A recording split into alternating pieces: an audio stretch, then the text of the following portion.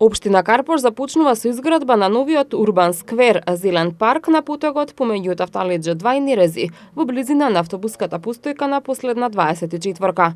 Станува збор за инвестиција од речиси 3 милиони денари, средства кои Министерството за животна средина и просторно планирање ги додели на општината. Просторот ќе биде целосно опремен со нова урбана опрема, клупи за седење, корпи за отпадоци, штедливи лед светилки, како и детско игралиште. Постоечкото зеленило ќе биде надградено со нови садници и дополнително ќе биде хортикултурно уредено. На оваа локација, токму во април, одржавме јавна презентација на идејата за новиот сквер, на која што на граѓаните им презентиравме што планираме тука да направиме.